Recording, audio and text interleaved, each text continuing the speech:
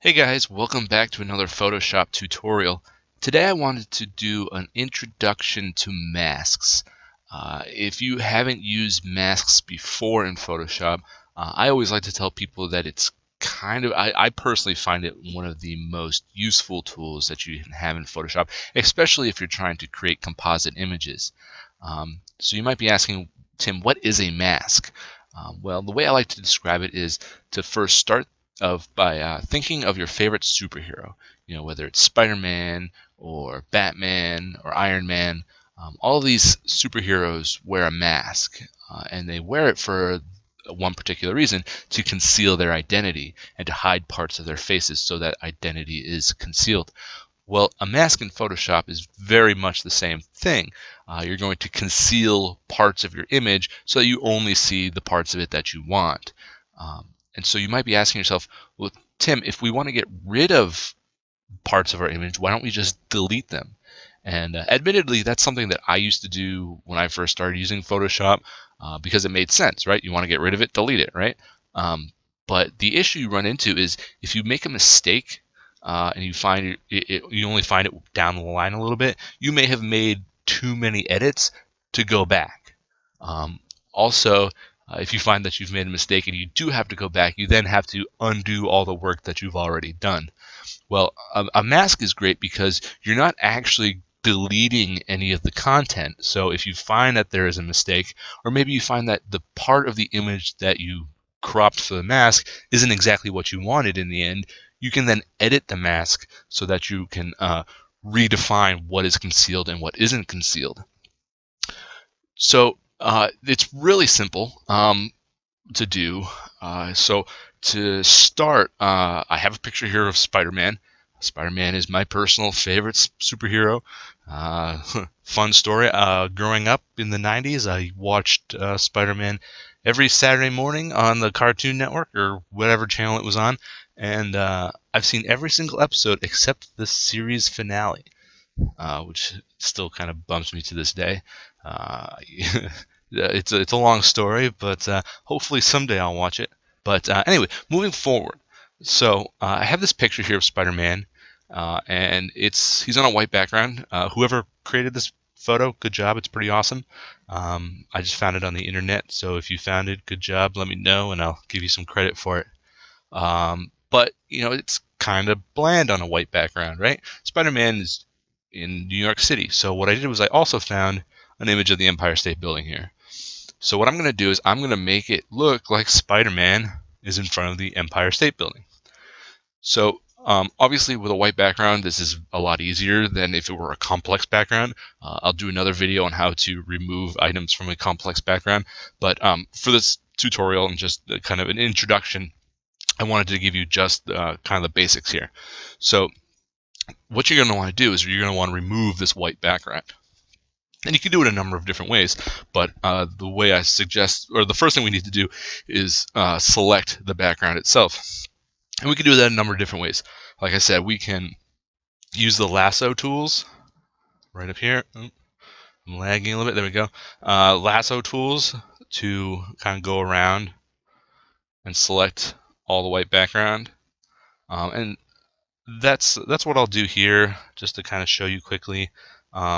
I'm using the magnetic lasso tool. And guys, for the sake of this tutorial, I'm just going to kind of go around quickly. I'm not going to make this perfect. Obviously, if we were going to be trying to create something that looked professional, I would spend a little bit more time, well, probably a lot more time, making sure that I got exactly the outline that I wanted. But since this is just for instructional purposes, it doesn't matter if it's perfect or not. But here we go around. The magnetic lasso tool is cool, but if you don't have a perfectly monotone background like this, it can get kind of tricky as to getting the proper outline. So, but yeah, we're just going to go around here pretty quickly. Like I said, it's not going to be perfect, but for this it doesn't need to be. With the white background too, you could also use other tools such as the quick selection brush, and then that's would make it a lot faster. Maybe I should have done it that way, but I'll show you how to use that to get the part in between his legs. All right, almost done here.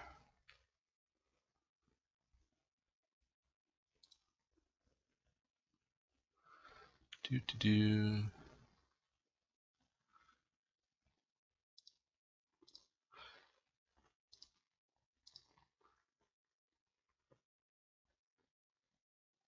I think I just realized this, but does Spider-Man only have 4 fingers in this picture? Including his thumb? Maybe? It's hard to tell because of the way his hand is bent. The pinky might be tucked behind, but yeah, it looks like he only has 4 fingers. Okay, so once we've completed the track around, you're going to see the line of marching ants, as I would like to call them. And so now what's selected is all of Spider-Man as well as in between his legs here. As you can tell, obviously there's white between his legs. That's what we want to remove. So I'm going to show you how to use the quick selection brush.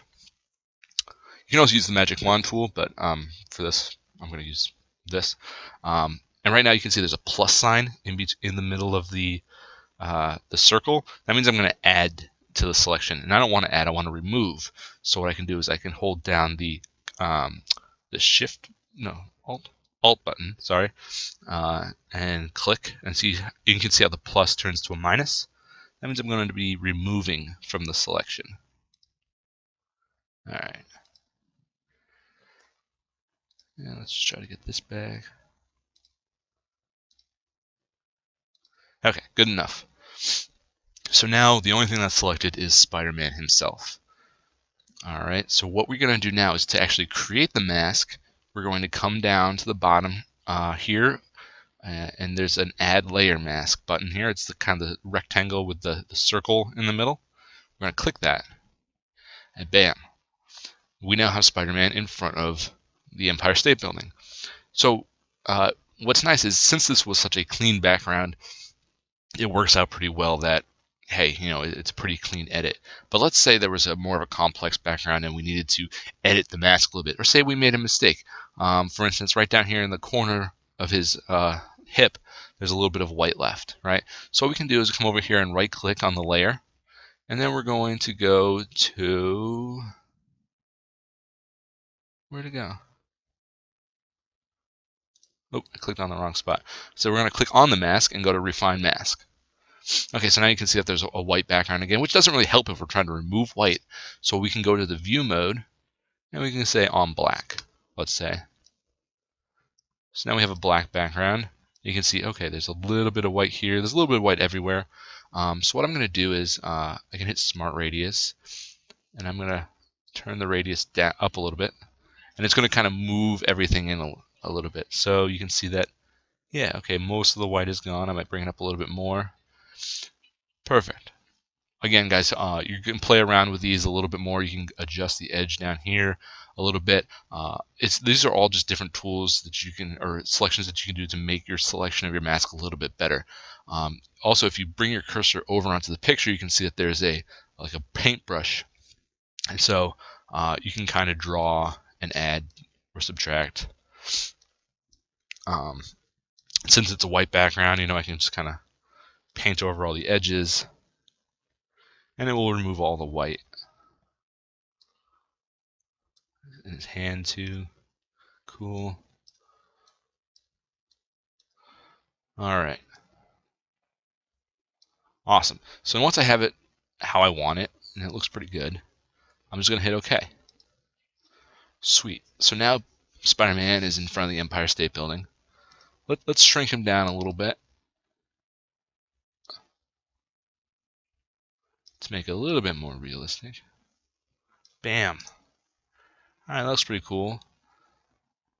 Just to add a little bit of depth, I'm going to go to the blending options and maybe add a little drop shadow.